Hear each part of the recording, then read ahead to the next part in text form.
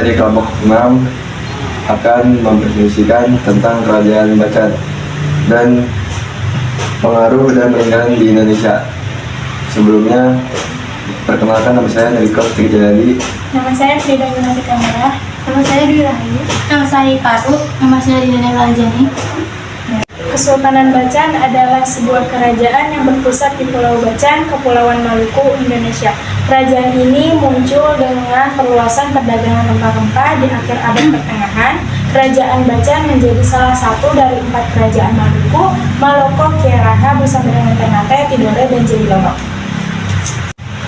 Bacan memiliki wilayah kekuasaan yang meliputi Kepulauan Bacan seperti Bacan, Kasihuta, Mandioli, dan lain-lain, dan memiliki pengaruh besar di Kerajaan Seram dan Kepulauan Raja Ampat. Kerajaan Bacan resmi memeluk Islam pada tahun 1521 dan raja pertamanya yaitu Zainal Abidin yang pertama kali menganut agama Islam. Kerajaan Bacan mulai berdiri di Makian Timur pada tahun 1322. Dikarenakan gunung api Kiaris meletus, pusat kerajaannya dipindahkan ke Pulau Kasihuta.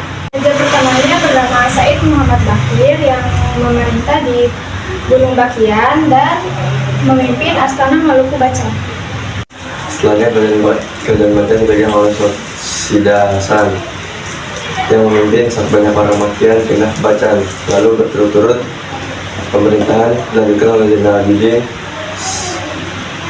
Bayanusirullah Al-Bin I hingga Sultan Muhammad Ali. Sultan Muhammad Ali ini dekat dengan Sultan Babur dari Ternate. Pemerintahan selanjutnya dipegang oleh Alauddin II yang mana berhasil mengembalikan Pulau Makian ke kekuasaan Bacan. Kerajaan Bacan jadi salah satu kerajaan besar di Maluku. Masyarakatnya beragam, mulai dari agama, budaya, dan suku. Sistem pemerintahannya mirip dengan Ternate dan Tidore, tapi Bacan mempunyai satu lembaga tambahan yaitu Sekretaris Kesultanan yang membantu Sultan dalam pemerintahan.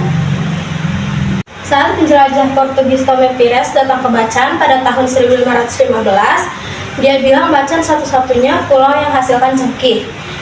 Rajanya disebut Raja Lusuf. Dia juga memiliki banyak harta, rakyat, dan perahu. Dia juga saudara tiri dari seorang Raja Ternate dan memiliki hubungan yang baik.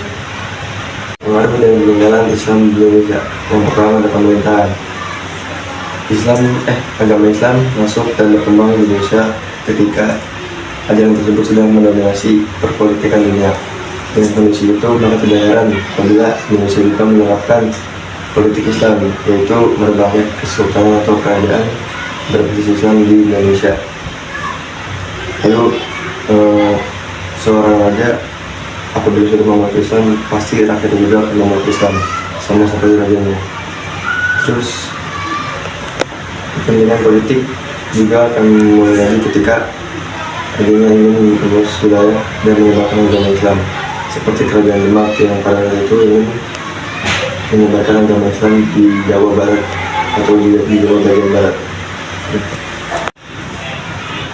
Yang ketiga ada sosial. Dalam bidang sosial, Islam menghapus sistem kasta, peninggalan Hindu, dan membentuk pengelompokan komunitas baru yang lebih egaliter. Pengelompokannya itu seperti kiai atau ulama yang memimpin dalam pesantren dan masjid.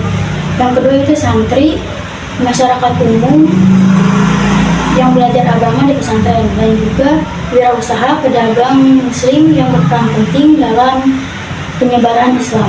Pengelompokan ini menunjukkan penyebaran Islam. Pengelompokan ini menunjukkan perubahan sosial ke arah yang lebih terbuka dan yang berlandaskan keimanan dan umat. Yang keempat, budaya akulturasi budaya Islam di Indonesia. Kebudayaan Islam tidak menghapus kebudayaan sebelumnya, tetapi memodifikasi atau menyesuaikan dengan ajaran Islam yang ada. Ini menghasilkan akulturasi budaya lama dengan budaya Islam. Contoh dari budaya yang pertama ada seni bangunan masjid.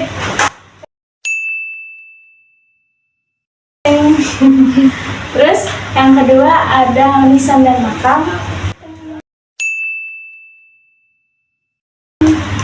Yang ketiga ada seni ukir.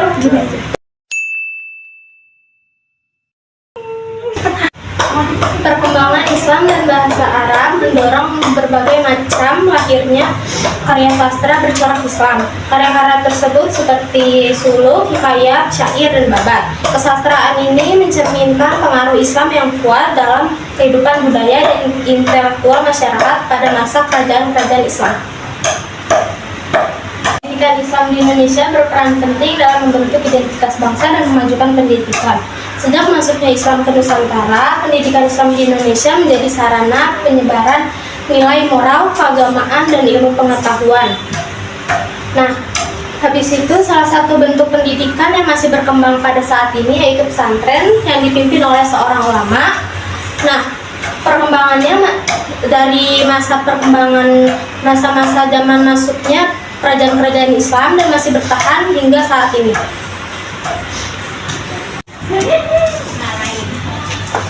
Sekian dari kami, kurang lebihnya mohon maaf. Wassalamualaikum warahmatullahi wabarakatuh.